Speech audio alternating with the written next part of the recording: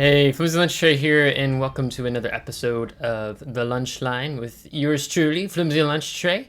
And today, mainly, it's going to be just all about a Q&A that I shared last week, and also in the Discord, FlimsyLunchTray Discord. Drop your questions, and I would answer them. And there's some really good questions. One I'm actually I think it's maybe the best question I feel like I've ever been asked in the Q&A so far. So that'll be the second question in. But before I do say or get into the Q&A, I just want to say Merry Christmas to you, your family, your friends, your loved ones, as we wrap up 2024, and then a Happy New Year, soon to be as well, going into 2025. So really appreciated the community this year. It's actually been, I've really enjoyed it this year. It's been great. So I will have I'll have a couple of videos between now and the new year. Not as much because, tomorrow's what, Christmas Eve and then Christmas Day. I should, within maybe a couple of days, have the opening for the Santa containers. Probably, what do I think? Maybe it's about a week away. It's once I finish the new event pass, then I'll probably be looking to do that, and after I've claimed more containers from this Chapter 2 event pass. But with that being said, let's go ahead and dive into the Q&A. And the first question I get asked is by February. I just call him 1942. He poses a really intriguing question, being in World of Warships. Do you prefer, or he doesn't say, he just says Yudachi or Shiratsuyu in World of Warships. And that's actually a pretty good question because, they're both Shiratsuyu class destroyers, right? At tier 7. There's not... They play so close to one. They both play the same. It's just like these very tiny ways of where one maybe excels over the other, and it really probably comes down to player preference. For me, I kind of like Yudachi. I think maybe a tiny bit more, and that mainly comes down to the fact of having a tiny bit more hit points. But I think the main reason I would say is because I don't have to choose between smoke and torpedo reload booster, where you have to choose between them on Shiratsuyu, but here on Yudachi you get them both. Because, Shiratsuyu does a better main battery performance than Shiratsuyu. I think Yudachi is like a 9-second reload time, where Shiratsuyu is like 7.5, and they both had the same amount of guns, 127mm guns. But to be able to have the smoke when you do need to disengage is quite helpful, with because there's just a lot of other good tier 6, 7, 8 destroyers that can gunboat or hybrid destroyers that could easily outmatch you within the gun performance. So probably in terms of comfort, I probably like playing Yudachi a little bit more. If I was going to be a little bit more of a sweaty tryhard player, I'd probably take Shiratsuyu. Mainly because you have a better detection radius. I think it's like 0.3 kilometers better on Shiratsuyu, like 5.81 versus 6.11. And then the torpedoes, they reload the same amount of time. You get the same amount of torpedoes. I think actually, don't the torpedoes hit a little bit harder on Shiratsuyu? Where'd it go? Yeah, it actually hit a little slightly harder on Shiratsuyu versus Yudachi, but they also have a little bit better detectability, a lower detectability radius than Yudachi's torpedoes. I think Yudachi's if I was trying to be a sweaty tryhard player, I'd probably take Shiratsuyu and then just take torpedo reload booster and give up the smoke. But if I'm just wanting to chill out, more passive gameplay, then Yudachi. And of course these destroyers are meant to be played as like don't get detected, essentially, right?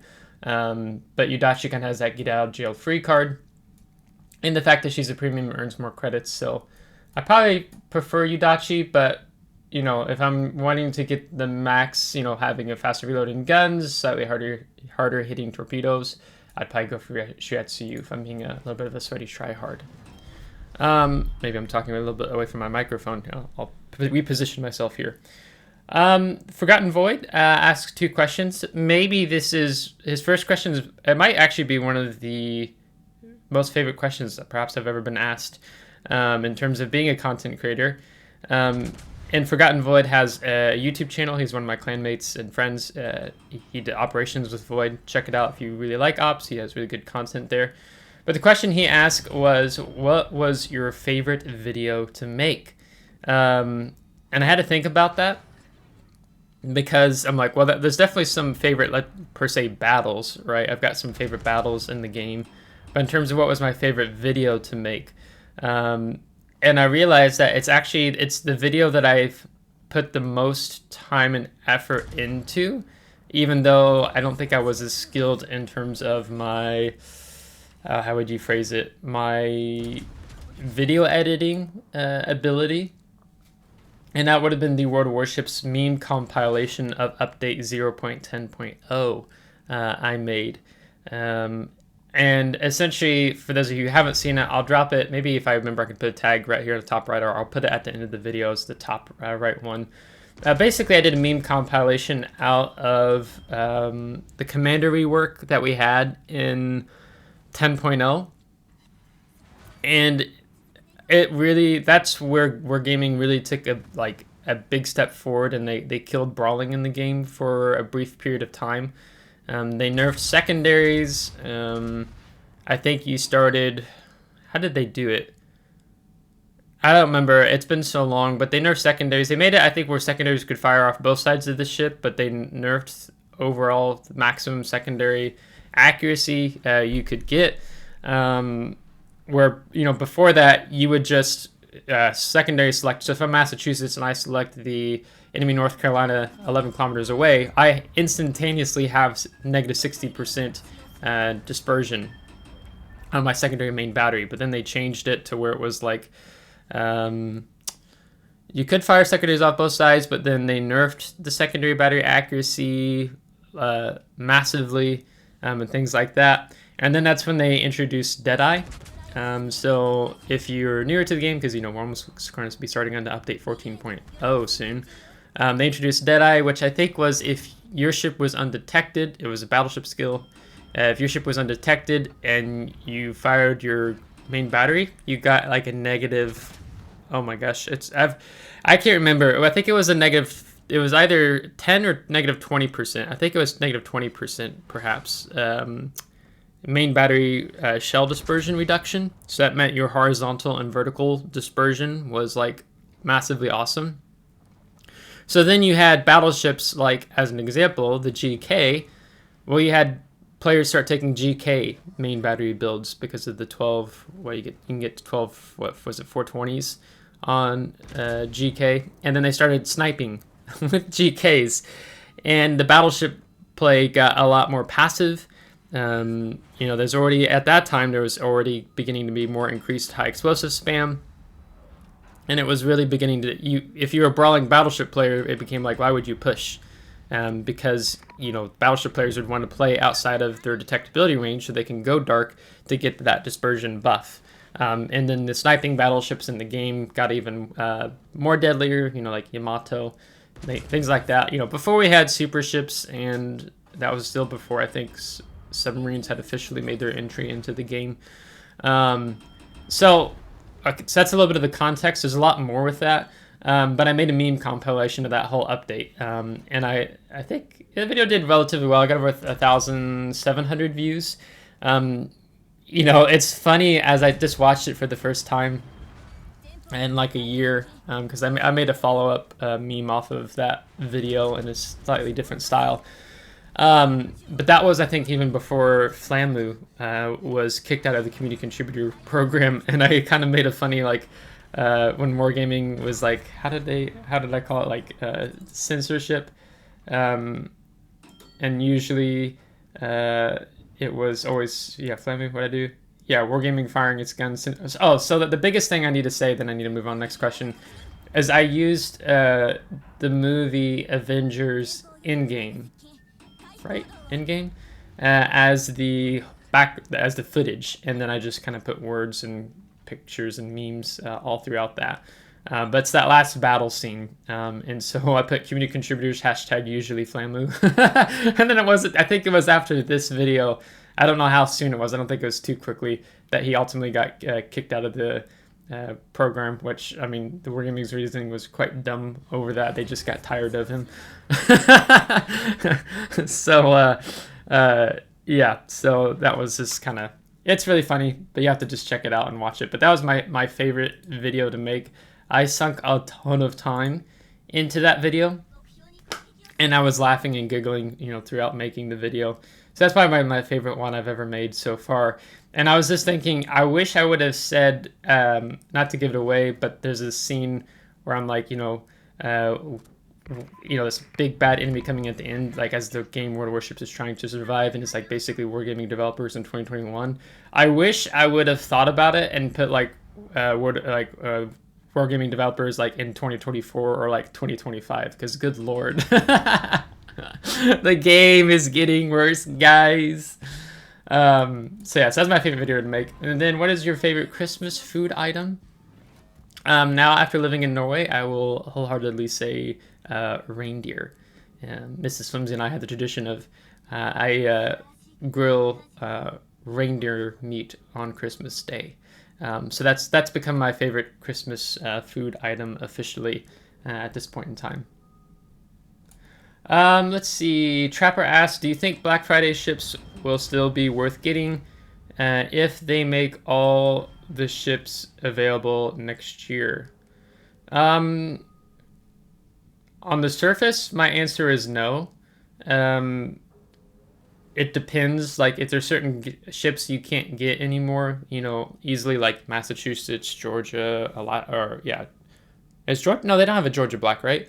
Massachusetts, Jean Bar, Alaska, you know, those type of ships that you can't, as far as I remember, you know, they don't sell those ships outright in the game anymore. So those are really the only Black Friday ships I'd be like, you know, I would consider worth getting. Granted, Wargaming did the crappy decision, and they removed, what was it, Massachusetts, Alaska, Jean Bar, and then it was a destroyer. Was it Asacio Black? They removed those as being options for doubloons, and instead you could only buy those 4 specific ships with actual real money. So Wargaming's like, yeah, kind of, that was a really crap move on Wargaming's part, because they're, I mean, just as I predicted, and people kind of confirmed it in the comments, like a lot of people had like been saving up doubloons to buy those ships, you know, with the birthday coupon. Which is like on your birthday, I think you get a coupon for like 5 or 7 days, where it will, if you buy 1,000 doubloons, you'll get 2,000 doubloons, like total. Like they will add 100% of whatever you buy. You buy 5,000 doubloons, they'll gift you an additional 5,000 doubloons. So then you get 10,000 doubloons. So people have been saving up doubloons and things like that, and then Wargaming yoinked those ships without even telling the player base, like, hey, you can only get these ships now for real money. Otherwise, you know, why would you? I mean, the only difference with these ships is the fact that they have a black skin, a black camouflage. It looks really cool. I actually like most of them, but you know, why would I like? I think it was the Brisbane was like, I don't remember. You had to spend over $100, $150? Was it almost like $170, $190 for a Brisbane Black? When was it just a coal ship for Brisbane Black? I'm looking at my armory, because I don't think it's not for steel, it's for coal. I have it here, ships, coal. Yeah, I mean, you can buy Brisbane for 252,000 coal, or with the 25% coupon, what you drop beneath, like, was it like around 200? No, under 200,000, right? Why would you want a Brisbane Black? I mean, I honestly thought it was quite dumb. I mean, I get, like, there's players who want to, like, have all ships in the game, like, there's collectors, like, you know, no shade thrown there, I get it. But I think, you know, it's only, like, Massachusetts, Alaska, Jean B, you know, the Jean Bar, you know, the ships that you can't really get in the game. Otherwise, why would I want a black version of Scharnhorst? Why would I want to, when I already have why would I want a black version of Tirpitz, right?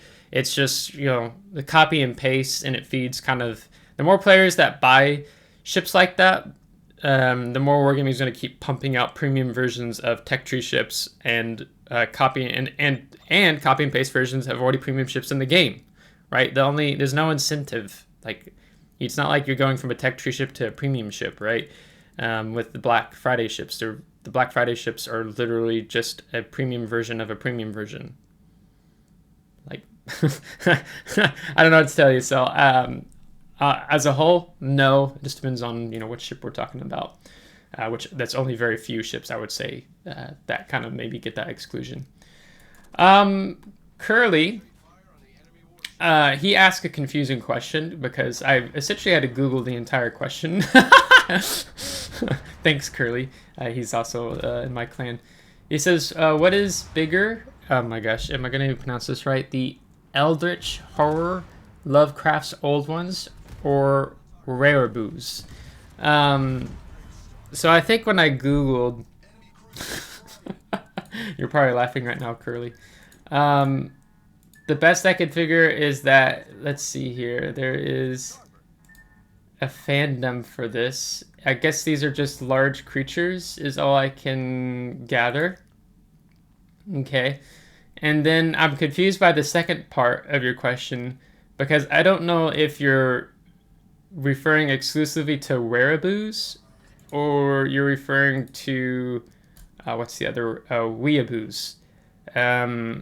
Because apparently, as I Googled this, there's a difference between the two, and I thought it was maybe the second one you're referring to, not the Rareboos, as in, I guess, how you'd see, let's see, what's the definition here? A person who is obsessed with or romanticizes the Wehrmacht, or aka Nazi Germany, or a, Weeaboo, a Western person who's obsessed with Japanese culture.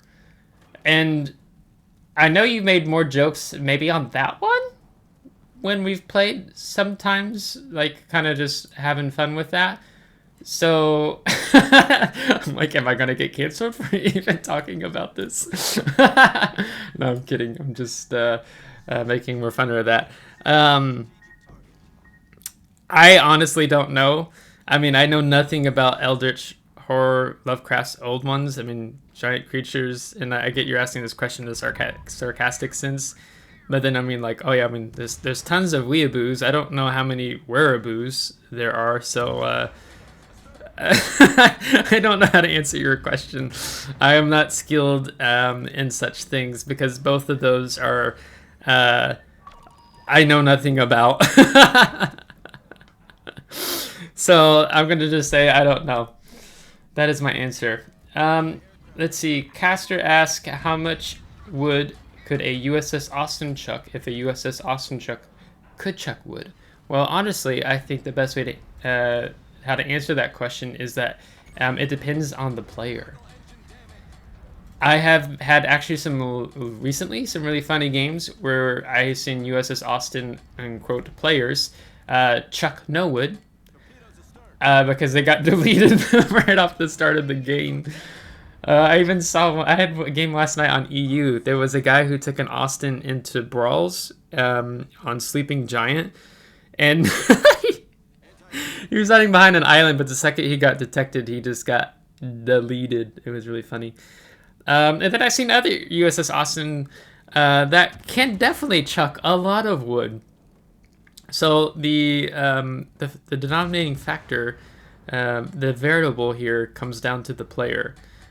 So it's as much of a mystery to me as perhaps it is to you, Caster. He also asked, how does the latest Swedish EU dockyard battleship hold up to the last 3 battleships that came out of the dockyard? I had to do some mental digging here because I was trying to remember what were the last 3 specific battleships. I think there's been like 5. The last 3 battleships. So I think the last 3 battleships, let's see, it was Wisconsin. Let's see, I think I pulled it up. It's kind of hard because it's usually I'm kind of referencing like videos that I've done. I think it was Wisconsin, and then before Wisconsin, it was the Tier 9 Japanese battleship. And then the one before that, I think, was the Atlantico. And then before that, you would have like Marlboro, Odin. I think those are the other 2. So, I mean, honestly, I mean, if let's tackle Wisconsin like briefly real quick. I mean, I don't know if Wargaming's ever going to make that cracked of a battleship out of the dockyard again. I mean, that ship is just busted. I mean, the insane amount of accuracy, the funny button that you get with the ship. I mean, Wisconsin is so fun to play. You know, when you have a battleship that has amazing accurate guns, and on top of that, it's on like an Iowa class hull, and they're 946s, excuse me. I mean, that ship's cracked. And when I'm looking at Njord compared to Wisconsin, I'm like, nah. I mean, Wisconsin's the crown jewel, I think, of all the battleships dockyards we've had so far. I'll be very interested to see if Wargaming ever touches and gets that close to having an amazing battleship dockyard again. And then you get into Dyson, the Tier 9 Japanese battleship, and I had to remind myself a little bit about the ship because it's like what you have 8 410mm guns, and then you get also torpedoes, which is, I'm guessing it's probably one of the things you're thinking about perhaps in asking that question. You've got 16 610 millimeter torpedoes, 8 on each side, and they hit for almost 21,000, but they only have a range of 10 kilometers. Where I think with Njord, did I pull that up here? Yeah. Njord is like, those torpedoes only hit for, what, they like 10,000? 10,700, but they go 15 kilometers and are a lot faster. And then, let's see, was there something else to take into account? When I looked at the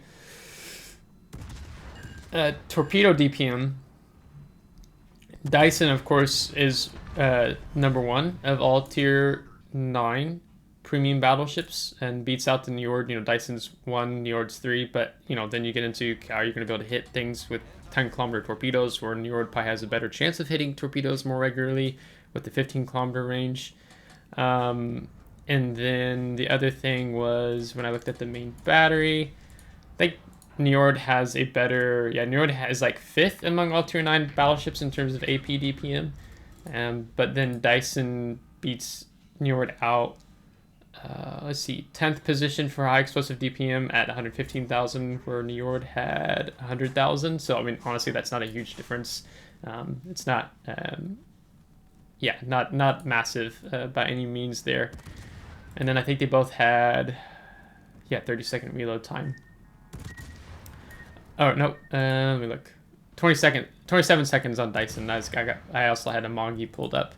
I don't know, because honestly, I don't really think I've played Dyson much at all. So, I mean, Dyson is more about the main battery, where perhaps Njord is a little bit more about flinging torpedoes. And when you're a battleship, you know, I think I would rather have a better main battery than rather than being like a torp battleship boat. But still ironic that Njord is supposed to have a better armor piercing DPM over Dyson.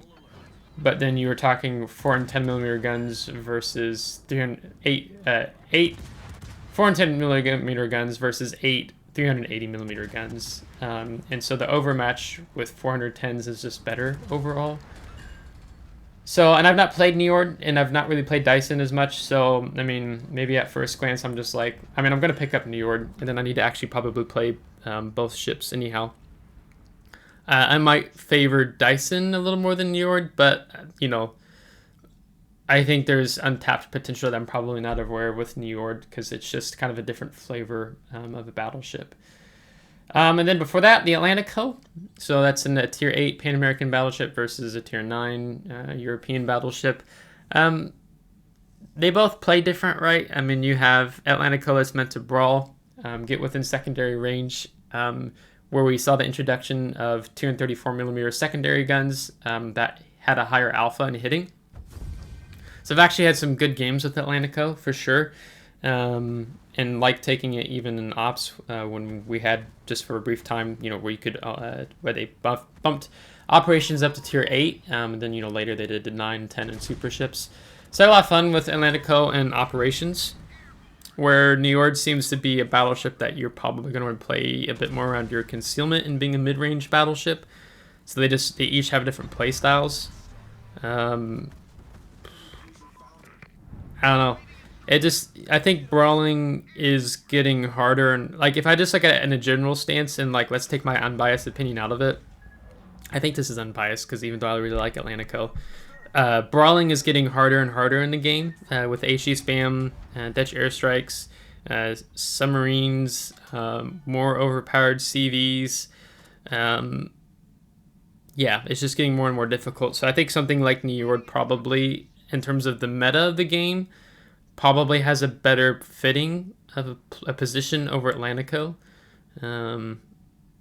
Yeah, I think I probably would then, you know, with how the game's going, I'd probably favor New York over Atlantico if I set aside my personal biases. But I need to play the ship as I don't have it yet because I'm just grinding it through the combat missions, and then I'll buy it once I get to the last 2 phases or whatever. So yeah, that'd be at a glance. I'd probably say over Marlboro, anything would be better if you went further back with other battleships. But yeah, so that's going to bring the Q&A to an end. I was actually worried this was going to be like a 10-12 minute video, but I guess I talked through some of the questions for a bit longer. And I just thought of when I was comparing the torpedoes, to go back to February with Yudachi or Shiratsuyu. One of the other things I quite like about Yudachi over Shiratsuyu is I think Shiratsuyu is 10-kilometer torpedoes, whereas Yudachi has 15-kilometer torpedoes. So if you get bottom tiered, Yudachi does a bit better. And it's actually kind of funny to see Yudachi torpedoes that get spotted, and then they go back and spawn, and they still hit enemy battleship players despite those torpedoes already being detected like 8 kilometers earlier, you know. So it's a little bit more fun. You can reach out and hit maybe like Russian cruisers with the 12-kilometer radar and that. So that's another reason why I like Yudachi. Perhaps it's a little bit better over Shiratsuyu in the game. So yeah, so that's going to bring the Q&A to a close. So the questions that I have here. So thanks for those who participate in this with this lunch line episode today. As I said, I only have a couple videos between now and the new year. I actually started my vacation time off today. So I'm chilling out hardcore and relaxing hardcore. And I'm going to enjoy Christmas with Mrs. Flimsy and see some friends and stuff around here locally. So with that being said, a Merry Christmas to you all. And I hope you have a wonderful New Year as well, whether you're celebrating with family, friends, or loved ones. So yeah, so if you liked this video, give a thumbs up. If you didn't, give a thumbs down. Subscribe if you want to see more. If you subscribe, thanks so much. I appreciate it. Thank you to my Patreon supporters as always. Until next time, take care.